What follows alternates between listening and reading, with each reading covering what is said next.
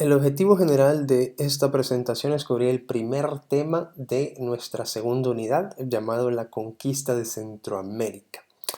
Ya que este fue un proceso muy complejo, no vamos a ahondar mucho en las particularidades de cada uno de los eventos sucedidos. Vamos a abordar este tema desde una perspectiva generalista, solo para conocer los actores y las fechas principales del proceso y cómo cada una de las naciones, sobre todo del Triángulo Norte, fueron sometidas al dominio español y las respuestas de algunos grupos indígenas en este proceso.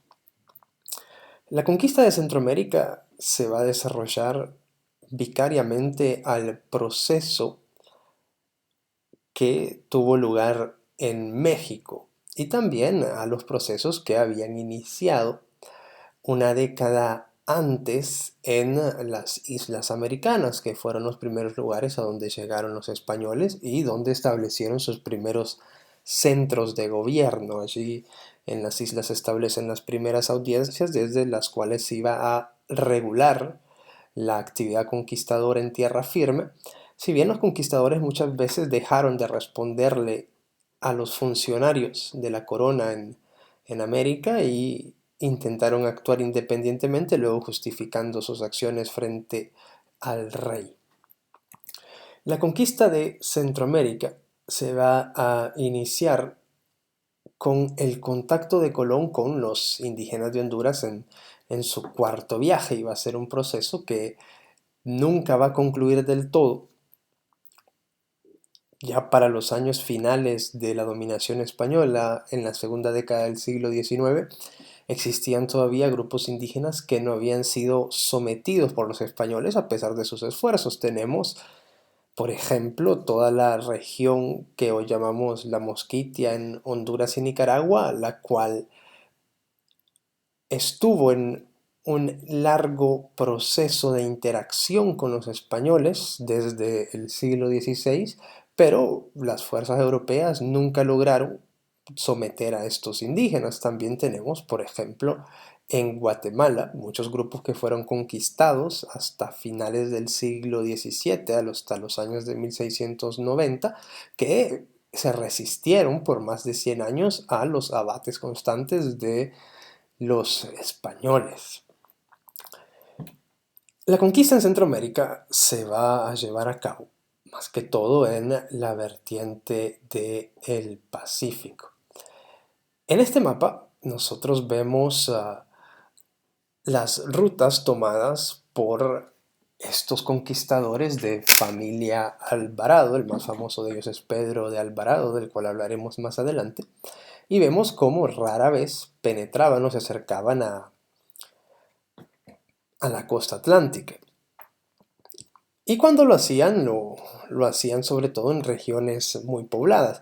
Esto es porque en la costa del Pacífico estaban asentadas o estaban aglomeradas la mayor cantidad de poblaciones mesoamericanas, las cuales habían alcanzado niveles de estratificación mayores a las poblaciones de la llamada zona central, más adentro, más cercano a Honduras. Además que estas tierras eran más favorables topográficamente para la expedición española, para la manera en que los españoles andaban, para conducir sus caballos, que pocas veces les eran de utilidad por la irregularidad del territorio. Y esto llevó a que los conquistadores pues anduvieran y sometieran que todas estas zonas del Pacífico, como veremos un poquito más adelante. Para Centroamérica usualmente se plantean tres rutas de conquista. La primera fue desde México hacia Guatemala por vía terrestre y conducida por el capitán de Hernán Cortés, Pedro de Alvarado. Pedro de Alvarado había participado en la conquista del Imperio Azteca. Es muy famoso su papel en Tenochtitlan, cuando Hernán Cortés abandona la ciudad y Pedro de Alvarado, a través de su mal actuar, gana la enemistad o enfurece a casi toda la población de la capital azteca, y esto lleva al famoso escape conocido como la Noche Triste allí en Tenochtitlan. Pues bien, Alvarado va a ser enviado desde México, se va a dedicar a conquistar de manera terrestre Guatemala, y posteriormente en la década de 1530 va a ingresar a Honduras, en donde va a fundar dos poblaciones, San Pedro y Gracias a Dios. Además de esta, podemos hablar de la ruta expedicionaria de Gil González Dávila, quien había desde las islas controladas por los españoles ido a Panamá y explorado la costa del Pacífico, pero también entrado de manera terrestre a lo que llamamos hoy en día Nicaragua, y posteriormente Gil González Dávila conduciría una muy famosa expedición hacia Honduras, en donde él sería el descubridor de lo que los españoles llamaron Puerto Caballos. Él bautizó Puerto Caballos, hoy en día Puerto Cortés. Y una tercera ruta de conquista sería directamente desde las islas hasta la costa del Atlántico de Honduras, por donde ingresaría tanto Gil González Dávila como Cristóbal de Olid, como Francisco de las Casas, como posteriormente Pedro Moreno y el mismo Hernán Cortés, quien iría de tierra o por tierra desde México hasta Guatemala, y de Guatemala se embarcaría hacia Honduras, entrando por la costa atlántica. En este mapa vemos más o menos retratadas estas expediciones. Vemos las flechas que surgen o parten desde la isla española y entran primero a México y Sudamérica.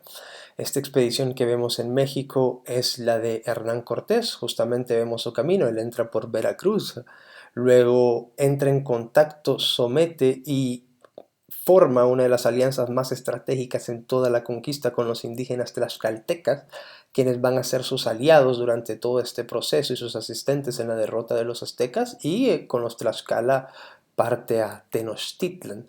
Posteriormente vemos como desde México, una vez sometido el imperio azteca, las flechas entran al territorio de Guatemala allí por 1524, y vemos como anteriormente por Panamá ya se habían realizado las expediciones, sobre todo la de Hernán Ponce de León y Juan de Castañeda, de la cual hablaremos posteriormente. Esto también iba por los intereses de los españoles. Los españoles querían encontrar un paso marítimo o el paso terrestre más cercano, más estrecho entre el océano Atlántico y el océano Pacífico, y este va a ser un deseo que guíe muchas de las expediciones tempranas, ya que el estrecho de Magallanes, el estrecho en Sudamérica, estaba demasiado lejos de la metrópoli propiamente de España para ser práctico para el comercio interoceánico. Aquí vemos algunas de las primeras expediciones llevadas a cabo en el continente, en el territorio centroamericano. Vemos cómo Cristóbal Colón hizo un recorrido de la costa de Centroamérica. Él no se adentró tierra adentro. Vemos también la expedición de Juan de Castañeda y Hernán Ponce de León, quienes igualmente recorrieron la mayoría de la costa, y vemos la expedición de Andrés Niño y Gil González Dávila, la cual fue una de las más exitosas en todo este proceso, ya que Gil González Dávila lograría en Nicaragua hacerse con un gran botín de oro y perlas, y además de esto lograría ganar el vasallaje o someter, dependiendo de cómo lo veamos. Los españoles decían que los indios se habían convertido por su voluntad, mientras que muchos piensan que no, que esto fue un proceso militar, o que los indígenas habían sido debilitados por las enfermedades que traían los españoles y no tuvieron de otra que someterse a la expedición de Gil González Dávila, en lo que hoy en día es Nicaragua y Costa Rica. Justamente esta expedición de Gil González Dávila sería la que iniciaría un mayor interés por Centroamérica, un mayor interés para que los españoles fijaran sus miradas y sus bienes, sus inversiones hacia este territorio. Gil González había logrado en Costa Rica y en Nicaragua obtener un botín relativamente grande sin mucho esfuerzo y sin mucha inversión, sobre todo comparado a el enorme esfuerzo que Hernán Cortés había conducido en México, esta gran empresa de conquista, que no solamente había sido una inversión económica grande, sino que también había confrontado a las fuerzas de Cortés con los funcionarios de las islas españolas, generando grandes problemas entre los mismos españoles y complicando toda la legalidad del proceso de conquista ante los ojos de la jurisdicción española. La expedición de Gil González Dávila y Andrés Niño fue una expedición muy accidentada, tuvieron muchos problemas con los barcos, ambos hombres tuvieron problemas entre sí. Su navegación llegó finalmente hasta lo que hoy en día llamamos el Golfo o Bahía de Fonseca. En este mapa podemos seguir una línea del camino que ellos tomaron y también podemos ver después de esto unas líneas que entran en Honduras, entre ellas, muy importante, la subsecuente expedición que Gil González Dávila encabezó, intentando replicar su mismo éxito, el que había logrado en Nicaragua. Gil González había pensado que al entrar a Honduras iba a tener la misma suerte que al entrar en Nicaragua, como veremos más adelante. Esto no se replicó. También resalta mucho de este mapa las fundaciones tempranas que hicieron los españoles en el territorio. Podemos ver que Villa Bruselas, uno de los asentamientos fundados en la expedición posterior de Hernández de Córdoba, está ubicado en lo que hoy en día es Costa Rica, un poquito al sur. Luego podemos ver a Granada, allá por el Gran Lago de Nicaragua. Y vemos a León un poquito más arriba. Todos estos asentamientos se fundaron de manera temprana. En Honduras vemos asentamientos que se fundan un poquito después, pero que van a ser relevantes para nuestra discusión posteriormente. Vemos Triunfo de la Cruz, fundada por Cristóbal de Olid. Vemos a Trujillo, más al oriente, fundada por Francisco de las Casas, por las fuerzas de Francisco de las Casas. Vemos al occidente de Triunfo de la Cruz, no tiene nombre allí, pero ese es Puerto Caballos, y un poquito más al occidente de Puerto Caballos vemos un punto titulado Nito. Ahí se habían refugiado las fuerzas de Gil González Dávila una vez él abandonó el territorio. Al sur de Puerto Caballos vemos un asentamiento llamado Naco, entre paréntesis Buena Esperanza. Este asentamiento sería primero poblado por Cristóbal de Olid, él sería ejecutado allí, pero posteriormente sería repoblado por los españoles en la década de 1530. Y al sur vemos una fundación hecha por Pedro de Alvarado, que fue asiento de la Audiencia Real de Centroamérica, es decir, de la institución que controlaba toda Centroamérica, llamada Gracias a Dios. Un poquito al suroriente de esta vemos el Peñol de Cerquín, donde ellos pensaban que estaba este peñón, que fue donde suponen ellos que se refugiaron las fuerzas del indio Lempira en su combate en contra de Alonso de Cáceres. Y al oriente de este peñón vemos Comayagua, que en esos tiempos se llamaba Valladolid, y hacia el oriente de Comayagua vemos Olancho, y esto es consistente con las pocas fundaciones que existían en este tiempo, como veremos en nuestro siguiente tema, en la siguiente lección.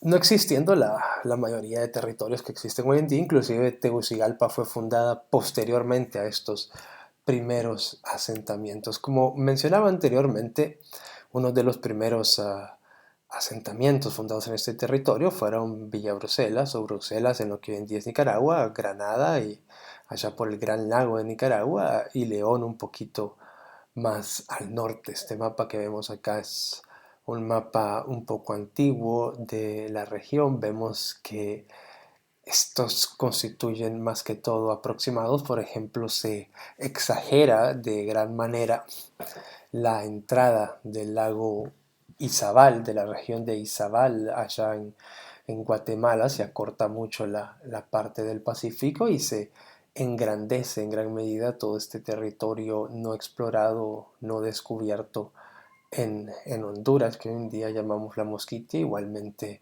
esta entrada del lago de Nicaragua es muy, muy exagerada. En estos mapas ellos no tenían las mismas tecnologías que tenemos hoy en día para mapear y dependían mucho de estimaciones y de recorridos hechos en las costas. La conquista de Honduras, propiamente, fue un proceso muy complejo. Aquí lo vamos a hablar solo de manera resumida para no adentrarnos en toda la complicación que implicó esto. Yendo en orden, yendo en orden, la primera expedición de conquista propiamente que entró en el territorio fue la de Gil González Dávila, en 1524. Gil González Dávila va a arribar a Honduras desde las islas con el mismo propósito por el cual hizo su expedición en la cual concluyó en Nicaragua, que era encontrar un paso marítimo o un paso terrestre estrecho entre el Océano Atlántico y el Océano Pacífico. Una vez Gil González Dávila arriba en Honduras, él va a fundar el asentamiento de San Gil. San Gil iba a estar cercano, próximo a Puerto Caballos, que también va a ser descubierto por él, y Gil González Dávila va a pasar tierra adentro.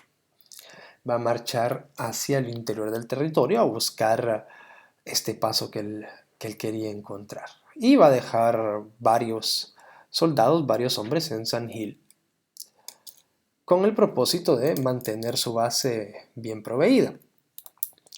Al mismo tiempo que Gil González Dávila hace esto, desde el sur el rey había nombrado un gobernador llamado Pedrarias Dávila en estos territorios que hoy en día son Nicaragua y Costa Rica, y Pedrarias Dávila había enviado un capitán suyo llamado Hernández de Córdoba hacia el norte de Nicaragua, y él posteriormente se entraría en lo que hoy en día es Honduras, ahí en las cercanías de Olancho. Hernández de Córdoba había enviado una expedición, a su vez, encabezada por uno de sus capitanes llamado Hernando de Soto, y Hernando de Soto había alcanzado un asentamiento, al parecer minero, en el sur de Honduras, que ellos llamaban Toreba, en una provincia que ellos estaban llamando para ese tiempo Malalaca o Manalaca, cerca de lo que hoy en día es Cholutec.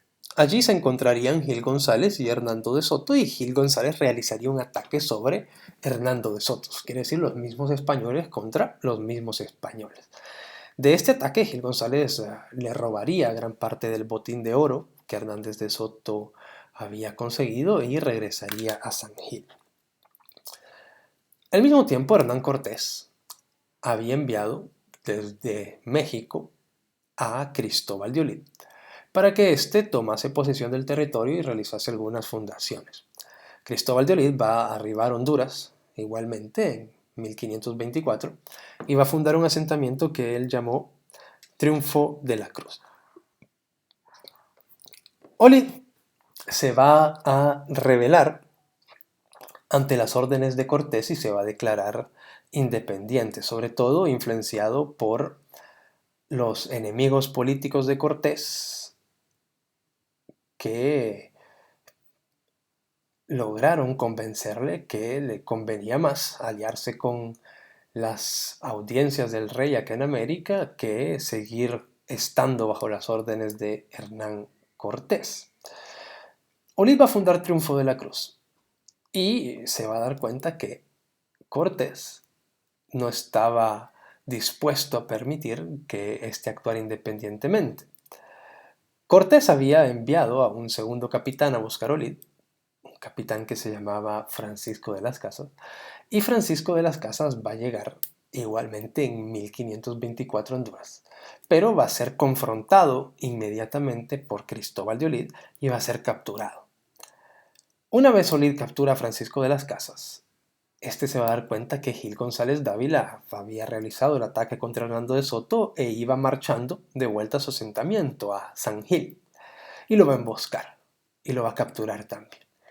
Olid había capturado, por lo tanto, a Gil González Dávila y a Francisco de las Casas, y desde Triunfo de la Cruz se va a movilizar a este asentamiento del que hablamos anteriormente llamado Naco.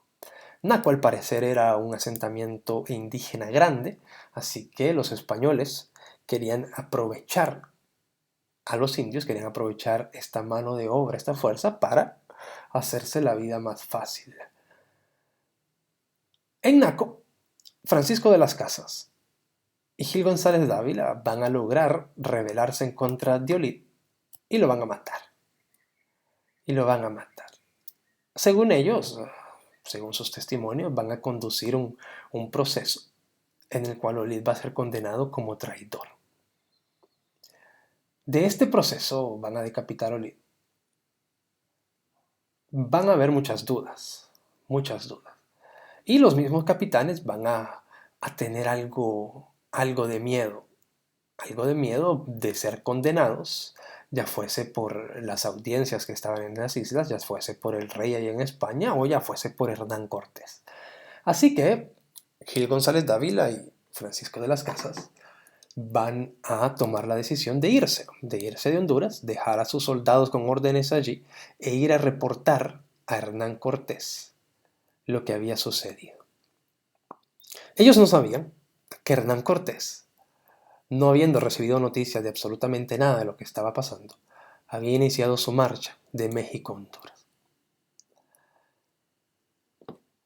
Cuando Francisco de las Casas deja el territorio para ir a México a informarle a Hernán Cortés, él ordena a algunos de sus soldados fundar un asentamiento donde mejor les conveniese.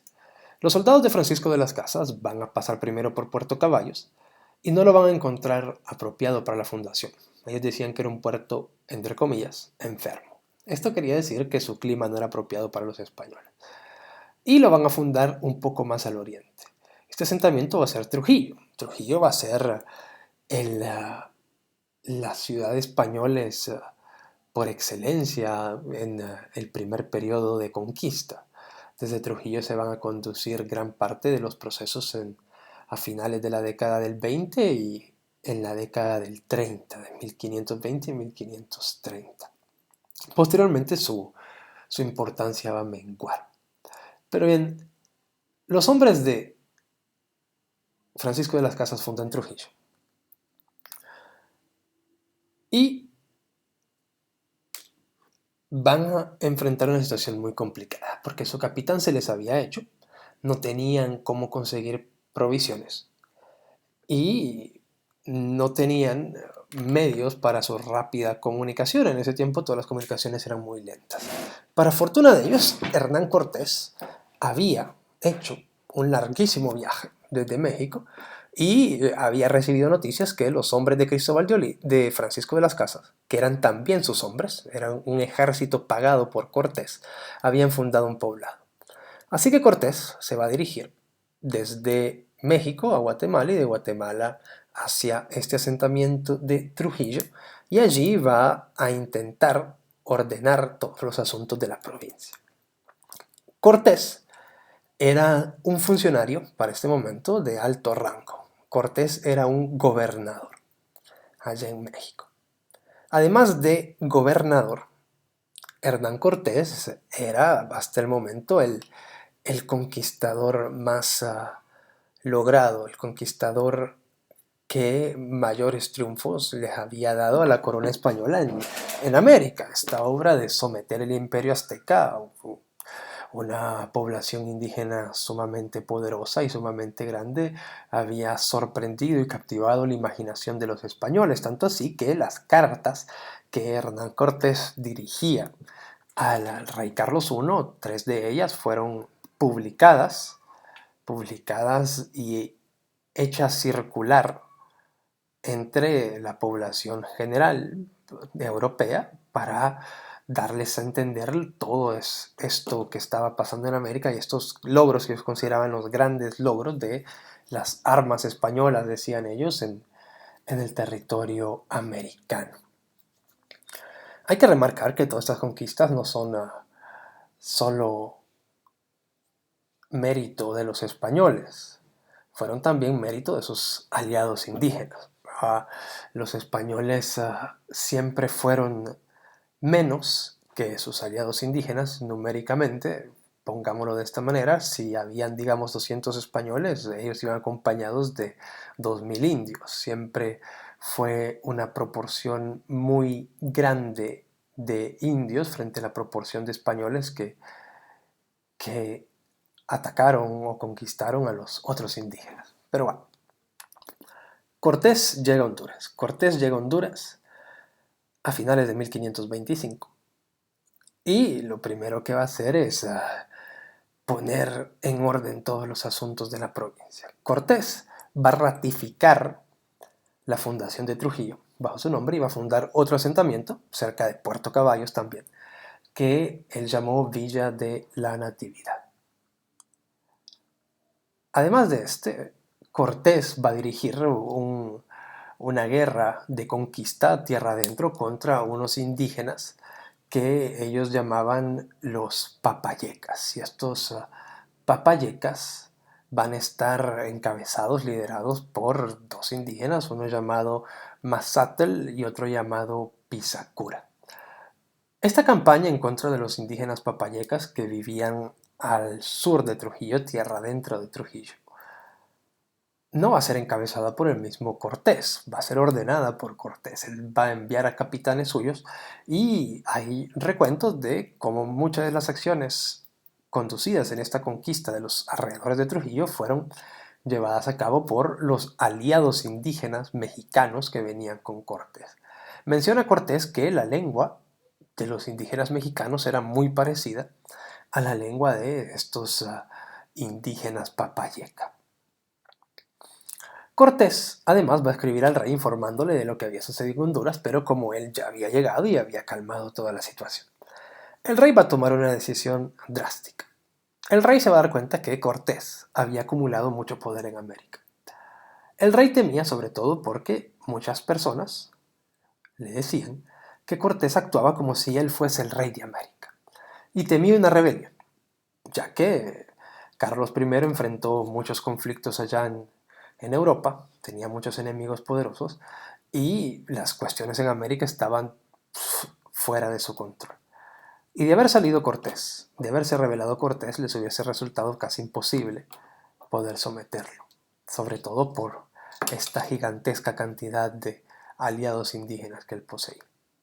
Entonces Carlos I va a decidir que Cortés no debería de ser gobernador de esto que en este tiempo llamaban Higueras y Honduras, sino que él iba a nombrar su propio gobernador, iba a crear una nueva jurisdicción y este gobernador iba a encabezar todos los procesos de conquista en este nuevo territorio.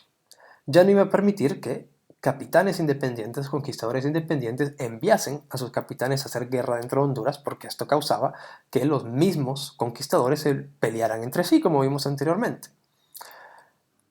El rey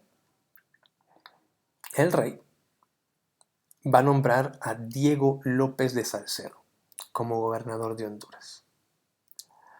Y va a crear esta nueva jurisdicción, la jurisdicción de Higueras, Honduras, así la llamaba él.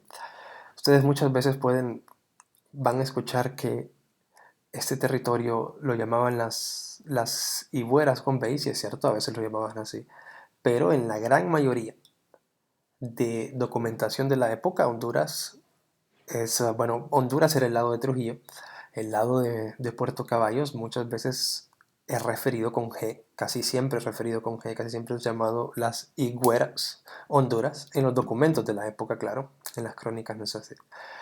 Pero bueno, el rey en 1526 va a crear esta nueva jurisdicción. Y a partir de ese punto es que empieza a existir lo que nosotros llamamos Honduras desde un punto de vista institucional, un punto de vista jurídico. Anteriormente a esto, no existía algo que nosotros pudiésemos llamar Honduras. Todo esto era territorio perteneciente a muchos grupos indígenas. Cada uno de estos grupos indígenas tenía su jurisdicción y entendían los límites geográficos de una manera muy diferente a como los entendemos hoy en día. A pesar de que es hasta este punto que podemos hablar propiamente de Honduras, Honduras no estaba constituido geográficamente como lo entendemos hoy en día. Honduras solamente era esta pequeña costa del Atlántico y estaba dividida en dos partes, en Higueras y las Honduras. A diferencia de la conquista de Honduras, de lo complicado y confuso que resultó la conquista de Honduras, la conquista de Guatemala, aunque fue un proceso que involucró muchos más escenarios de guerra, fue mucho más sencilla, ya que la conquista de Guatemala fue conducida, sobre todo, por un solo ejército, un solo hombre, por Pedro de Alvarado. La conquista de Guatemala fue, en comparación a otros territorios, relativamente rápida. Sin embargo, hay que indicar que en la zona del Petén permanecieron muchos indígenas fuera del dominio español hasta finales del siglo XVII. Eso quiere decir que cuando hablamos de conquista de Guatemala estamos hablando sobre todo de la creación de asentamientos y el sometimiento de una pequeña región de lo que hoy en día llamamos Guatemala. Aquí nosotros vemos algo interesante en esta imagen. Vemos a un indio cargador, vemos a un tameme y vemos como este está llevando su carga. Y atrás vemos a un español en su caballo. En esta época los españoles hicieron recursos sobre todo de estos indígenas tamemes para ayudarlos a cargar recursos, ya que no traían ellos de España los suficientes caballos para servir de mules de carga y además no había en Centroamérica y en el resto de América caminos como los caminos europeos para que estos caballos pudiesen andar, no les resultaba práctico. Así que se recurrió a los indígenas para realizar esta tarea tan compleja y esto degeneró en abusos. En este mapa nosotros vemos el recorrido general de Pedro de Alvarado en Guatemala. Vemos cómo se siguió una línea muy concisa, una línea muy bien trazada y no hubo necesidad de andar haciendo muchos rodeos. Pedro de Alvarado iba marchando y conquistando, marchando y conquistando. Y vemos también cómo al finalizar la conquista de los territorios que hoy en día llamamos Guatemala, Pedro de Alvarado se adentra en lo que hoy en día llamamos El Salvador. Y aquí hay que recordarles, una vez más, que estas divisiones geográficas no existían. No existía un gran territorio llamado Guatemala y no existía un gran territorio llamado El Salvador. Ellos simplemente estaban conquistando y las líneas geográficas se dibujan después. Y al norte, sobre la línea de Alvarado, vemos una línea morada y esta es la línea de Hernán Cortés. Y vemos como el vino de México llegó hasta este lago de Izabal y desde allí él se embarca a Honduras, desde esa salida que vemos allí. Después de esa salida, Hernán Cortés funda Villa de la Natividad, como había hablado antes, y por mar igualmente llega hasta Trujillo. Uno de los grupos opositores que más tenazmente enfrentó a las fuerzas de Pedro de Alvarado fueron los quichés. Los quichés ofrecieron muchas confrontaciones de guerra entre los españoles. Y en este proceso de conquista de Guatemala es donde se dan muchas de las batallas en el sentido clásico entre españoles e indígenas en Centroamérica.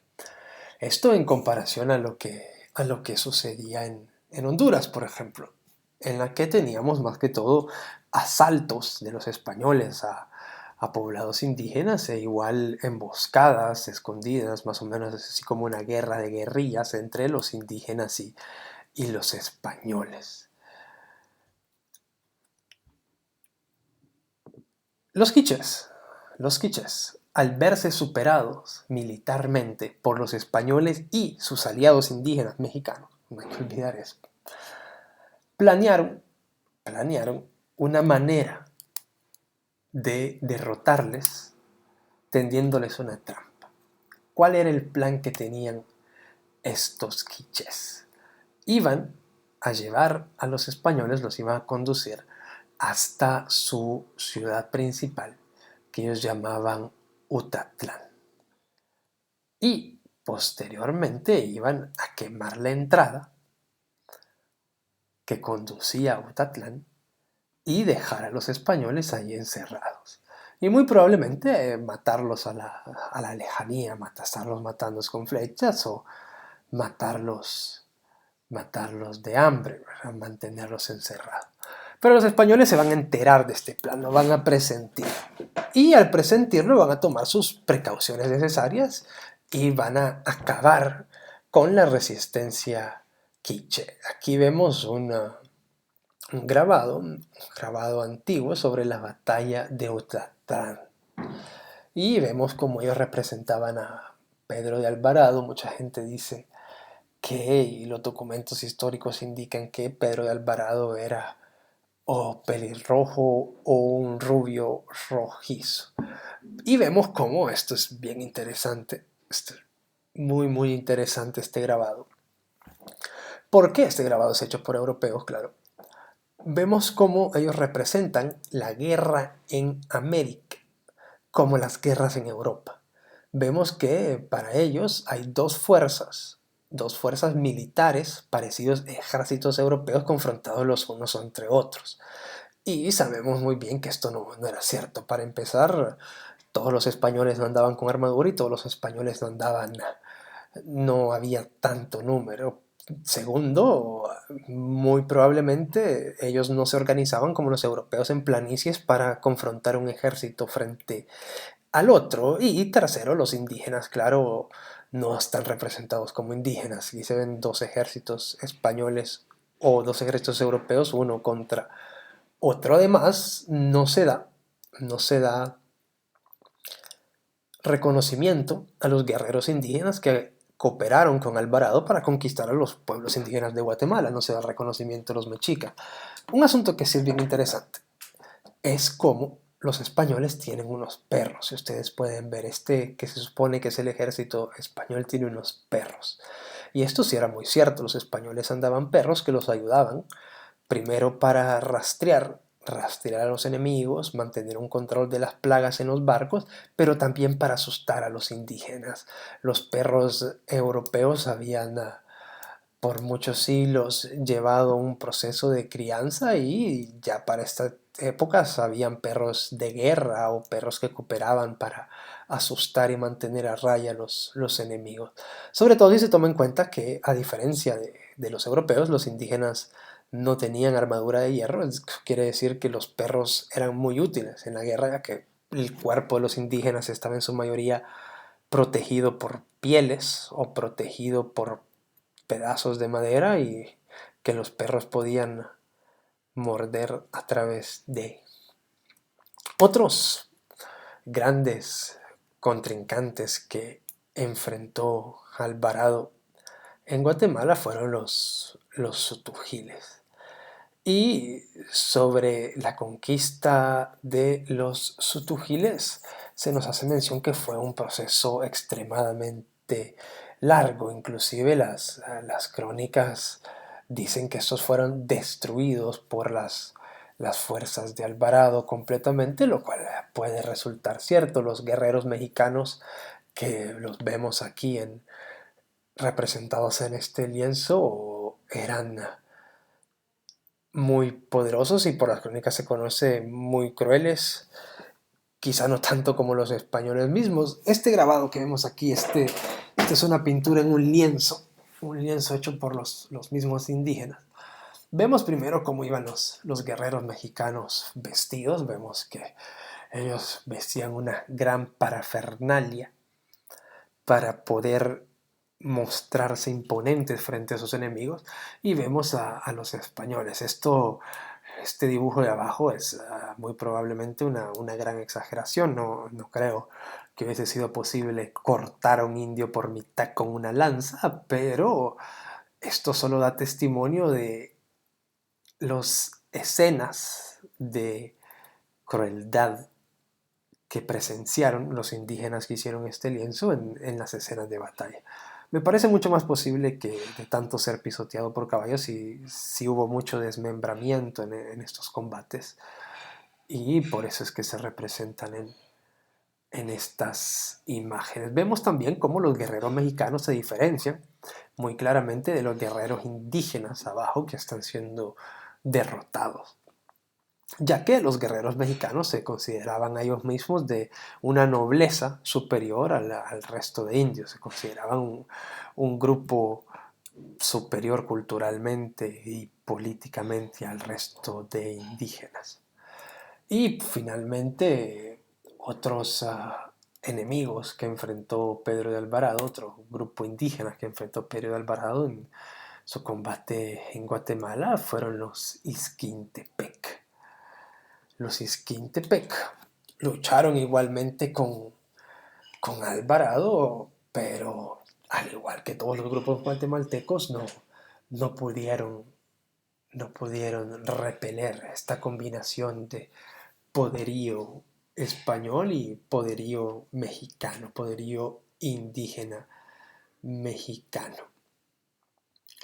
En este dibujo, igualmente de un lienzo, de la conquista de los Izquintepec, vemos muchos rasgos que habíamos visto en los lienzos pasados. Vemos a los guerreros mexicanos con su parafernalia de guerra, vemos al capitán español sobre su caballo con su lanza, vemos cuerpos de indios desmembrados, una vez más atestiguando a la extrema violencia que se vivió en estos eventos de guerra, en estas entradas de Pedro de Alvarado. Pedro de Alvarado era muy famoso por su crueldad, y muy curiosamente vemos arriba unos guerreros Izquintepec, al parecer refugiados en una parte exterior, y esto nos lleva a pensar que esta imagen quiere comunicarnos todas estas acciones de guerrilla, todas estas acciones de ataques escondidos, ataques a la lejanía que conducían los indígenas al verse superados numéricamente por los españoles. E igualmente vemos un perro autóctono, un perro nativo de la zona americana. Por cierto que, aunque mire por la tangente en esto, una cosa muy curiosa es que se cree que los perros nativos americanos de la zona de Centroamérica fueron extintos porque eran comidos por los españoles, ya que estos no tenían alimentos. Y esto se refleja en la conquista de Honduras con testimonio de documentos de primera mano acerca de la entrada que hizo Gil González Dávila a Honduras tierra adentro, en la cual se dice que los soldados de él se comían los perros locales para evitar morirse de hambre. Pero bueno, eso es asunto aparte. Una vez terminada la conquista, se va a establecer un sistema que se conoció como la encomienda. Esta encomienda se va a ir repartiendo entre los mismos españoles una vez sometían una región. El capitán español, o el encargado de la expedición repartía a sus hombres y se repartía a sí mismo una cantidad de indios. Usualmente se repartían un pueblo completo o en otras ocasiones entre un par de españoles se repartían una cantidad de indios de estos pueblos. Y estos repartimientos, estas encomiendas que eran puestas a nombre del español, tenían como propósito extraer recursos o extraer trabajo gratuito de parte de los indígenas. Una vez el español era asignado sus indios o su grupo de indios, este tenía algunas responsabilidades legales con ellos, sobre todo encargarse de que los indios estuviesen sanos, que tuviesen donde vivir y que se les predicase la fe católica, y en caso de guerra armarlos y conducirlos para defender los territorios. Pero, desproporcionadamente, los indígenas tenían una responsabilidad económica con el encomendero, con el español que los cuidaba. Y esta responsabilidad económica se traducía ya fuese en pagar un tributo, en entregarle bienes para que éste los vendiera, o en trabajar cierta parte del tiempo, ya fuese en las tierras del español, ya fuese en la casa del español, o ya fuese en los barcos del español. Entonces era un sistema desproporcionalmente inegual,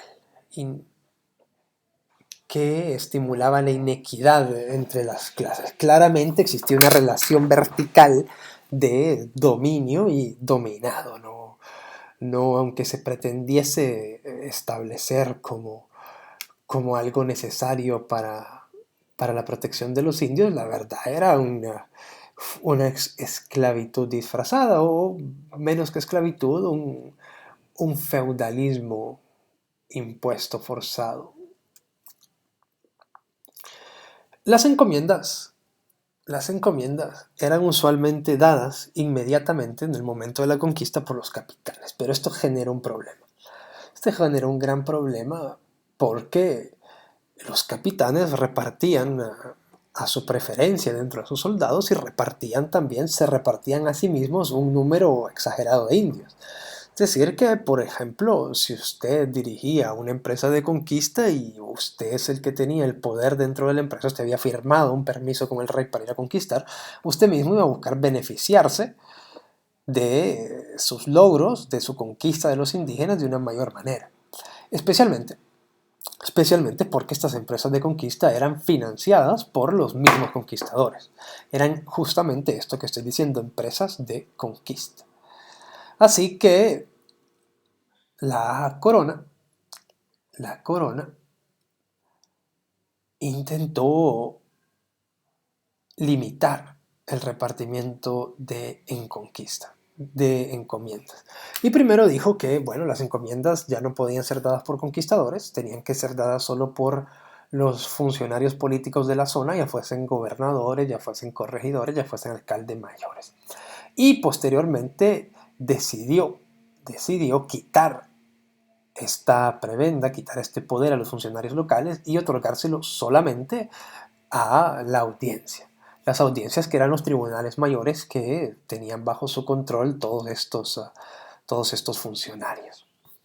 Otro problema que se dio con las encomiendas es que muchos conquistadores se hacían con encomiendas, se hacían con grupos de indios por mucho tiempo. Los conquistadores querían inicialmente que sus familias heredaran de generación en generación hasta la perpetuidad a estos grupos de indios, de tal manera que hoy en día, en este año, tendríamos todavía, si el deseo de los conquistadores se hubiera cumplido, indígenas que tributasen a algún descendiente de algún español, algún descendiente de Pedro de Alvarado, de Hernán Cortés. Pero poco a poco se fue cambiando esta legislación. En 1536 la corona primero intentó imponer que las encomiendas serían dadas solamente por 2 vidas, eso quiere decir la vida del conquistador y uno de sus hijos. Una vez muriesen sus hijos, los indios quedarían vacuos, quedarían libres y pasarían a tributar directamente a la corona y ya no a una persona privada, a un individuo. Posteriormente se intentó abolir todas las encomiendas, pero la gran protesta de los encomenderos llevó a que el rey reculara en esta propuesta. El rey temía una rebelión de todos sus súbditos en España, de todos sus súbditos españoles, así que finalmente en 1546 se decidió retornar a esta legislación por dos vidas, y una vez acabase esto, las indígenas pasarían a manos reales. Claro que de vez en cuando el rey otorgaba encomiendas posteriormente a la aplicación de esta ley, otorgaba encomiendas por servicios a su real corona. En Honduras no tenemos noticias ni datos exactos de la primera encomienda, sobre todo porque no se menciona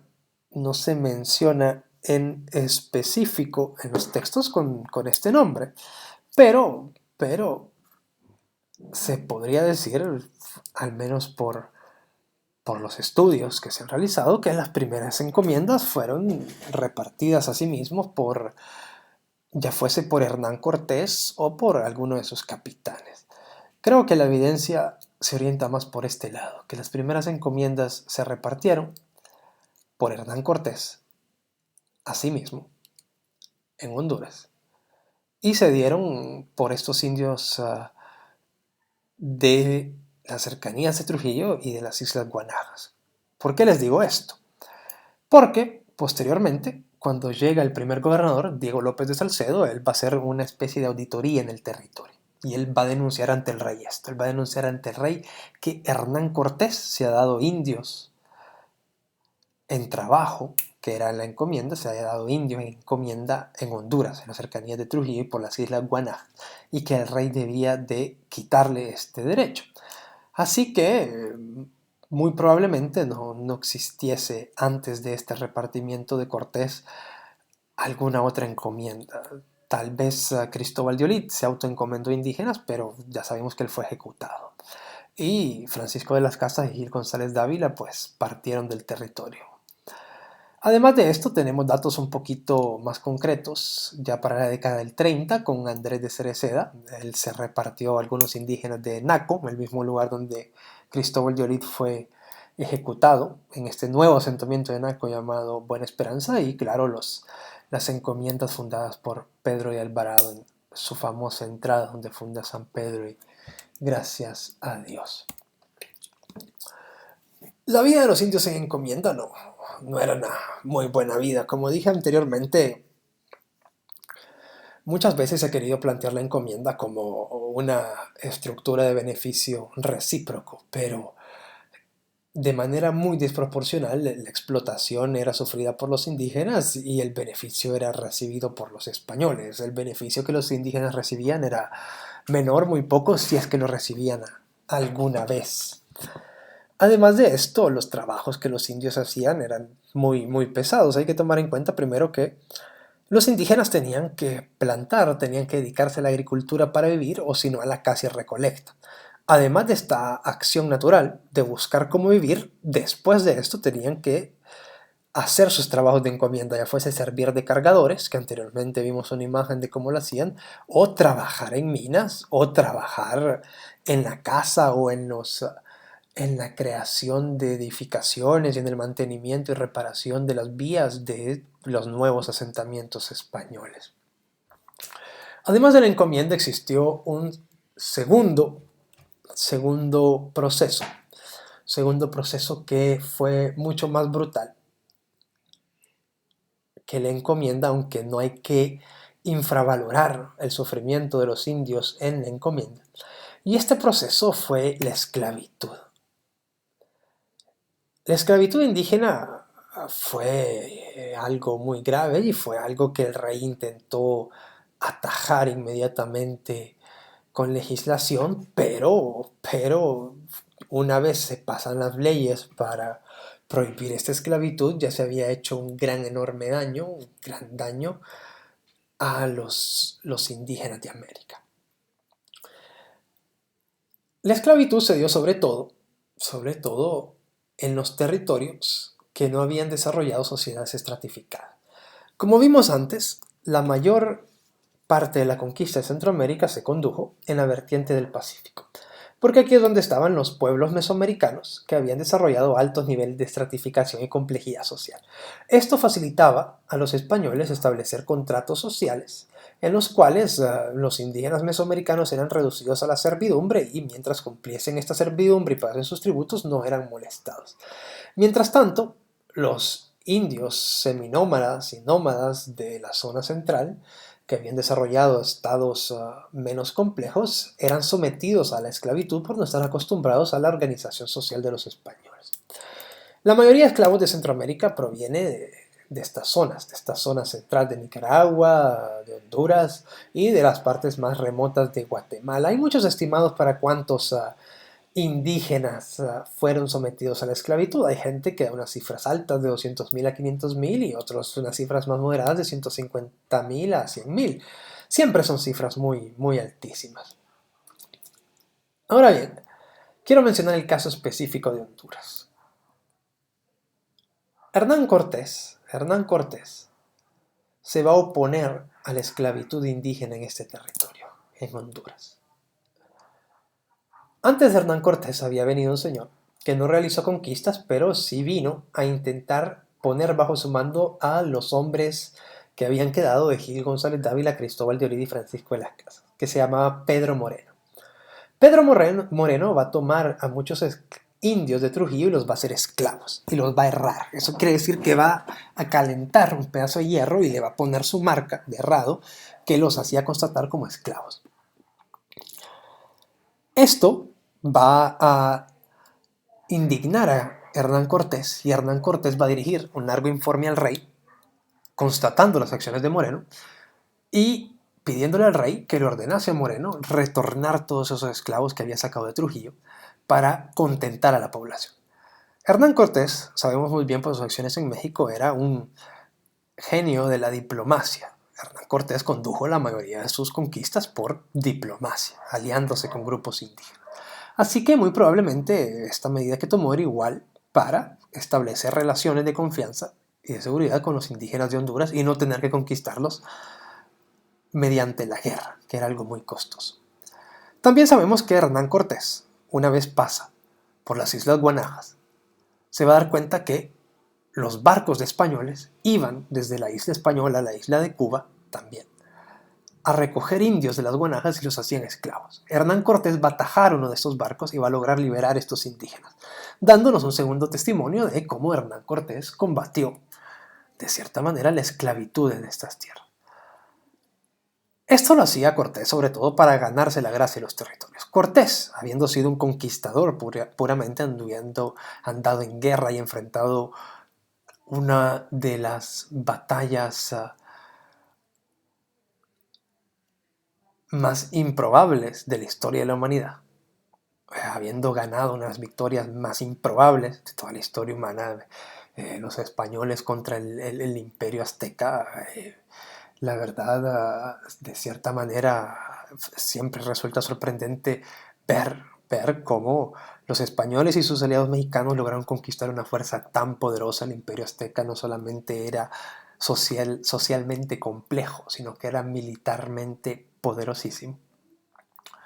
Hernán Cortés seguramente tenía una aversión a las conquistas por guerra, sabiendo que a través de la diplomacia se perdían menos hombres, se invertía menos dinero y se ganaba una mayor gracia entre los nativos, que serían conquistados pero jurídicamente, conquistados a través de mecanismos legales, y los españoles. Una de las mayores causas de mortalidad para los indígenas en encomienda y en esclavitud fue el trabajo en minas. El trabajo en minas era muy, muy peligroso. El trabajo en minas era peligroso por dos motivos. Habían dos tipos de trabajo de minas. Estaba primero el que nosotros asociamos inmediatamente, que es ir a una montaña, ir a algún cerro y adentrarse al cerro, ir quebrando la piedra e ir buscando el oro entre estas piedras. Y el segundo trabajo de minas que asociamos es en los ríos. Ambos involucraban mucho peligro para los indígenas. Primero, el trabajo de montaña, porque las herramientas utilizadas eran inapropiadas, eran muy rústicas y esto llevaba a que hubiesen muchos derrumbes dentro de las minas, muchas muertes de indígenas. Además de esto, los indígenas eran trabajados con el menor cuidado, no se les alimentaba bien, se trabajaban hasta el agotamiento y morían de cansancio, y el trabajo en los ríos igualmente, porque los indígenas no eran proveídos de suficiente alimentación, de suficiente protección, morían de hambre, morían de cansancio, o en una subida del río eran arrastrados por este. Se cree que la mortalidad en las minas fue de un 50%, eso quiere decir que si dos indígenas entraban a trabajar en las minas un día, solo uno iba a volver ese mismo día. Además de esto, podemos hablar en Centroamérica, otra causa de mortalidad fueron la resistencia indígena en contra de los mismos españoles. En Honduras se menciona siempre a este indígena, Lempira. Lempira va a luchar en la década de 1530 en contra de las fuerzas de Alonso de Cáceres, que era un capitán de Montejo. Cáceres y Lempira se van a enfrentar. Y hay muchos relatos sobre esto, sobre todo en las crónicas. Pero el relato que consideramos fiable hoy en día es el de Rodrigo Ruiz, que se supone es el capitán que lo mató. Y en este relato, Rodrigo Ruiz va a decapitar a Lempira en una batalla uno contra uno. Esto va a llevar a que los indios de esta zona central de Honduras abandonen la sublevación como un método de rebelión propiamente. Ahora bien, la historia que ustedes han de conocer es la historia clásica, la que se encuentra en las crónicas, que es que Lempira se refugió en un peñón y que los españoles lo mataron a traición y todo esto. Las crónicas, sabemos, son en gran parte invención de los españoles, en gran parte son chismería. Inclusive las crónicas más confiables, como la de Bernardino del Castillo, tienen que ser comparadas con fuentes primarias. A pesar de eso, también es posible decir que este testimonio de Rodrigo Ruiz contenga muchos embellecimientos, ya que Rodrigo Ruiz hizo su probanza, contó esta historia en un documento oficial para que el rey le otorgase dinero. Es decir, él le está diciendo al rey: mire rey, yo le di estos servicios y yo quiero ganar. Yo quiero que usted me recompense estos servicios. Así que las personas usualmente exageraban sus actos para poder engraciarse ante el monarca. Finalmente, la causa de mayor mortalidad de indígenas fueron las enfermedades. Las enfermedades, muchas veces esta frase es muy famosa, esta frase de Murdoch Maleo la he visto citada en muchos documentos, muchos textos de la temática. Murdoch Maleo llamó a las enfermedades las tropas de asalto de la conquista. ¿Qué nos dicen los estudiosos sobre las enfermedades?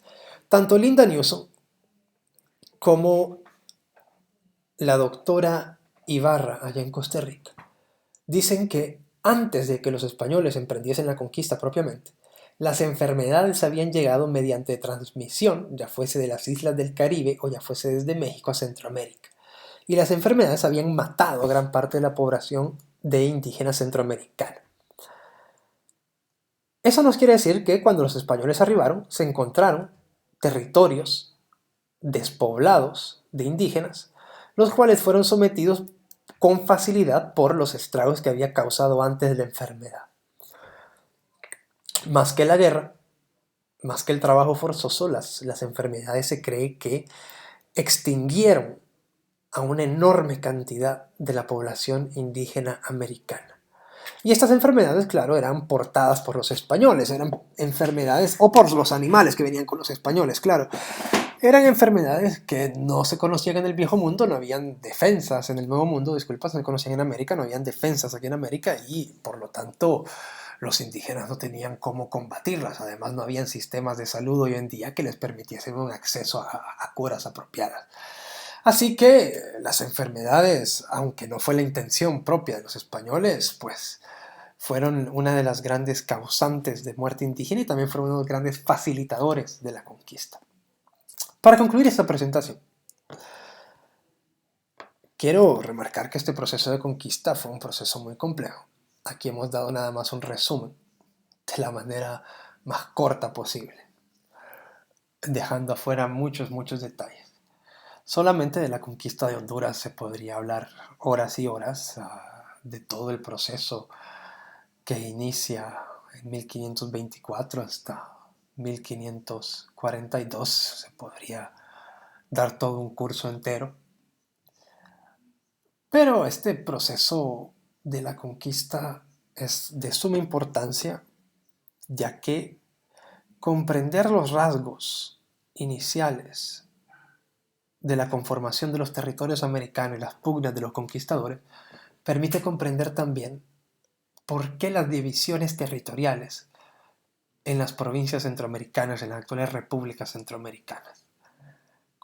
Comprender qué españoles andaban acá, cómo interactuaban entre ellos y cómo interactuaban los indígenas ayuda a ver por qué las fronteras se han dibujado de ciertas maneras hoy en día. También, este periodo es uno de los periodos más conocidos y ese es en el que se basan muchas visiones generalistas del dominio español. Una cosa hay que aclarar antes de terminar, y es que las cosas no se mantuvieron así como las vemos ahorita, como vimos en este tema. El rey va a pasar muchas legislaciones para favorecer a los indígenas y para terminar los abusos de los españoles hacia los indios. Los españoles van a iniciar a mezclarse con los indígenas, van a importar a muchas personas de otras etnias y se va a iniciar un mestizaje grandísimo en Centroamérica que va a ser casi imposible mantener esta división por castas que querían mantener los españoles. Y además de esto se van a crear muchas instituciones en América que favorecían tanto a los españoles como a los mestizos como a los indios. No hay que quedarse con esta visión de colonialidad, que es una visión más formada desde el siglo XVIII, XIX y posteriormente el siglo XX.